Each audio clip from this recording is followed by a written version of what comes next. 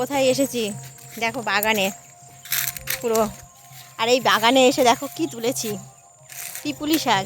তোমরা কে কে খেতে ভালোবাসো ওই পিপুলি শাক? মাছ দিয়ে খেতে কিন্তু খুব ভালো লাগে। তো এই বাগানের ভিতরে ছিল, এই তুলে নিলাম। তো এটা মাছ দিয়ে, ল্যাটা মাছ দিয়ে রান্না করা হবে।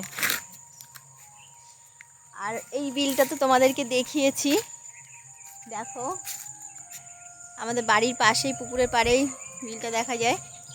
আর এই ফাঁকা মাঠটা আগেও তোমাদেরকে দেখিয়েছি। আর এই পাশে হচ্ছে বাগান, সবুজ প্রকৃতি। তো এসে এই শাকগুলো তুললাম। আর দেখো ঠান্ডা ঠান্ডা কুয়াশা কুয়াশা কিন্তু ভাব, দেখেছো? ঠান্ডা ঠান্ডা বেশ। তো তুলে নিয়ে যাচ্ছি। তোমরা কে কে খেতে ভালোবাসো এই শাকটা? আর শীতের দিনে ঠান্ডা লাগলে এই শাকে কিন্তু প্রচুর উপকার। তো আমার যেহেতু একটু ঠান্ডা লেগেছে, ওই জন্য এই শাকটাও খাবো, আবার ঠান্ডাটাও সারবে, আবার খেতেও কিন্তু ভালো লাগবে। আর মুখে বেশ ভালো রুচি আসে, জানো তো এই শাকটা খেতে। এই দেখো পুকুরের জল আর শ্যাওলাতে দেখো পুরো ভরে গেছে, বেশ সবুজ হয়ে রয়েছে। আর আমি যাচ্ছি দেখো একটা বাঁশবাগান, আর বাঁশবাগানে দাঁড়িয়েছি, কি দারুণ লাগছে না? বাঁশবাগানে কিন্তু বেশ ভিউটা বেশ ভালো আসে। এই পাশে বাড়ি, আমি এই পাশ দিয়ে যাবো। এখানে এসেও আমি অনেকবার ছবি তুলেছি। আর এই দেখো এই গাছগুলো দেখো, পুরো মানি প্লান্টের মতো দেখতে, প্রচুর হয়ে রয়েছে বাঁশবাগানে, পুরো ভরে আছে পুরো। শীতকালে এখানে আসলে ঠান্ডা লাগবে, কিন্তু গরমকালে এই জায়গাটা আসতে কিন্তু খুব ভালো লাগবে।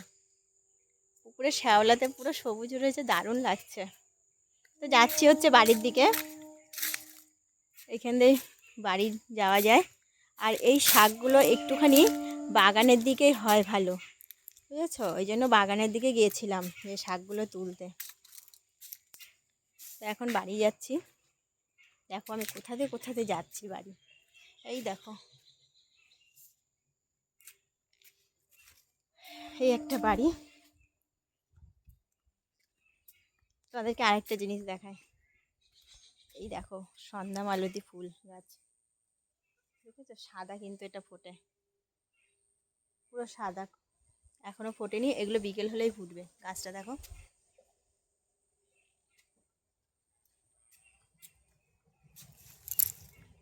ও বড়দা, কি করছো? বাড়ি এই যে পিপুলি শাক তুলতে গেছিলাম, পিপুলি শাক তুলতে গেছিলাম।